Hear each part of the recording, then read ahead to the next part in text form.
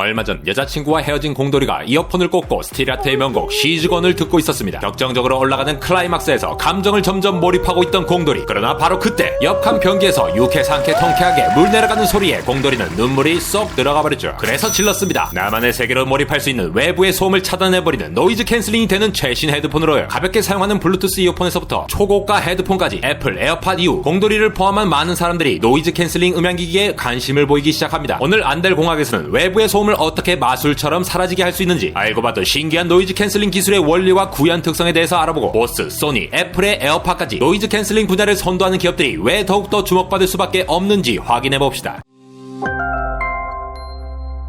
일반적인 이어폰이나 헤드폰의 경우는 귀 내부를 완벽하게 막지 못하기 때문에 음악 소리 말고도 외부에서 오는 소음, 즉 노이즈를 함께 들을 수밖에 없죠. 그래서 여러분들은 지금 이미 노이즈 캔슬링 제품을 사용하고 계십니다. 바로 Passive Noise Cancellation. 커널형 이어폰이나 오버이어 헤드폰과 같이 귀마개처럼 물리적으로 외부 소리를 차단하는 노이즈 캔슬링을 PNC라고 하는데요. 하드웨어 자체의 차음을 고려하여 만든 이 방식은 소음을 제거하는 것이 아닌 소음을 차단해주는 개념이라 사실 IT 신기술이라고 하기엔 조금 밍밍한 구석이 있죠. 그래서 수십 년 전에 똑똑하신 분들이 아주 똑똑한 기술을 개발하였죠. QC 헤드폰 시리즈로 유명한 보스라는 기업을 아실 겁니다. 냉전이 한창이던 1978년 미국 정부는 매사추세츠 공과대학 MIT 출신의 아마르 보스 박사가 세운 음향기술 업체인 보스의 군사 목적으로 외부의 음을 차단하는 기술 개발을 의뢰했어요. 전투기 조종사, 나사 우주인들은 매 비행 때마다 엄청난 굉음의 엔진 소리를 버티면서 소리를 지르며 대화해야 했죠. 그냥 귀마개로 막아버리면 소음은 물론 대화 소리까지 차단되어 버릴 테니 PNC로는 한계가 있었고 뭔가 스마트한 방법이 필요했던 겁니다. 기술 개발 의뢰한 지 8년 후 1986년